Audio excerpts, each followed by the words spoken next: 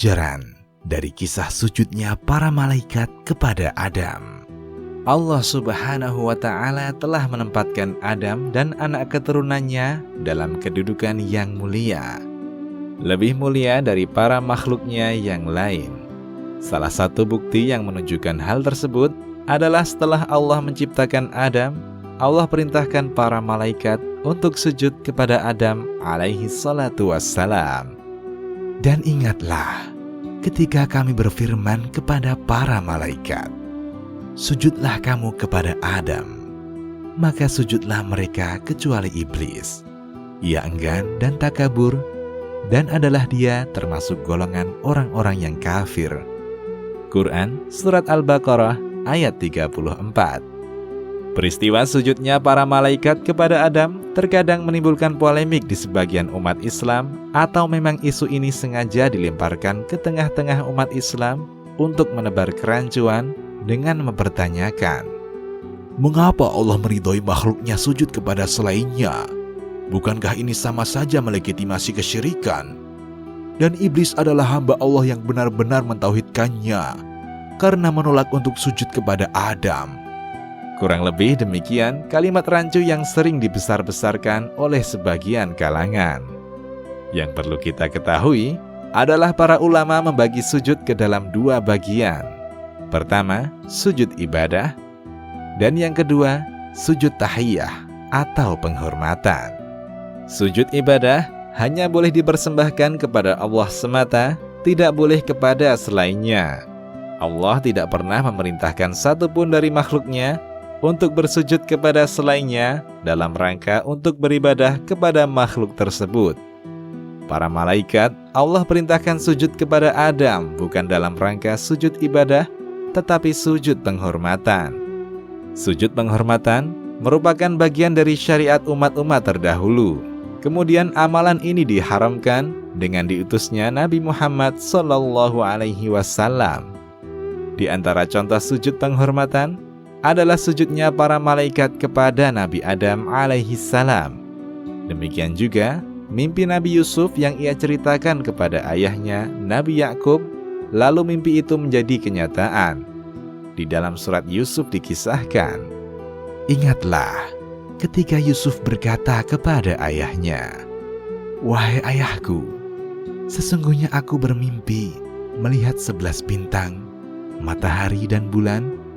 Kulihat semuanya sujud kepadaku. Quran Surat Yusuf ayat 4. Dan ia menaikkan kedua ibu bapaknya ke atas singgasana, dan mereka semuanya merebahkan diri seraya sujud kepada Yusuf. Dan berkata Yusuf, wahai ayahku, inilah takbir mimpiku yang dahulu itu. Sesungguhnya Tuhanku telah menjadikannya suatu kenyataan. Quran Surat Yusuf ayat 100. Inilah di antara contoh-contoh sujud penghormatan yang merupakan bagian dari syariat umat terdahulu. Pengalaman serupa juga pernah terjadi pada Mu'adz bin Jabal tatkala melihat ahlul kitab di Syam. Tatkala pulang dari Syam, Mu'adz sujud di hadapan Rasulullah sallallahu alaihi wasallam. Maka Rasulullah sallallahu alaihi wasallam mengatakan, apa-apaan ini wahai Mu'adz? Mu'adz menjawab, aku baru datang dari Syam. Yang kulakukan ini serupa dengan mereka. Orang-orang di sana, mereka sujud untuk uskup dan pendeta-pendeta mereka. Aku pun berkeinginan melakukannya kepadamu.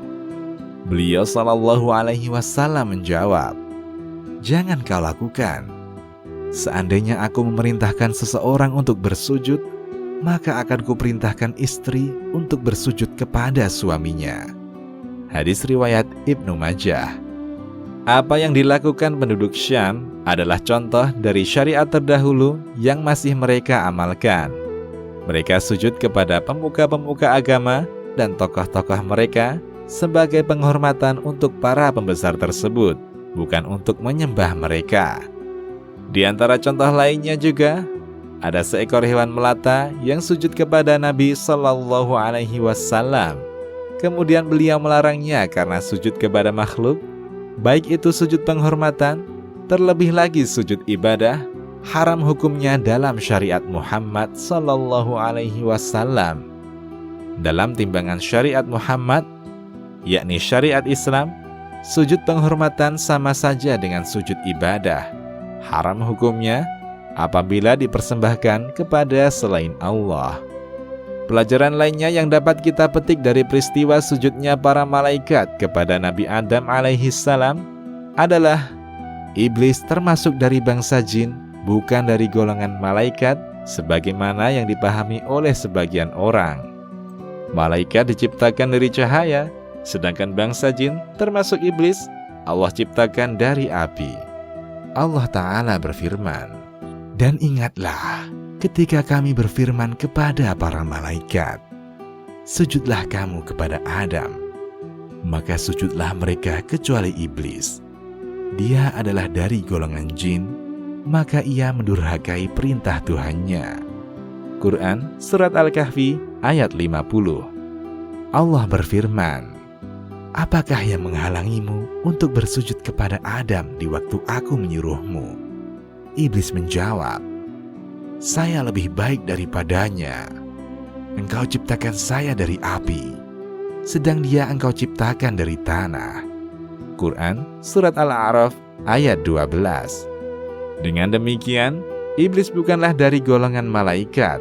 Saat itu, ia hanya bersama dengan para malaikat Allah yang taat. Ada yang menyatakan, dahulu iblis adalah bangsa jin yang taat kepada Allah. Inilah alasannya ia dimuliakan dengan dikumpulkan bersama para malaikat, walaupun ia bukan malaikat. Namun akhirnya, sifat sombongnya terlihat di hadapan para malaikat tatkala Allah mengujinya dengan memerintahkan untuk sujud kepada Adam.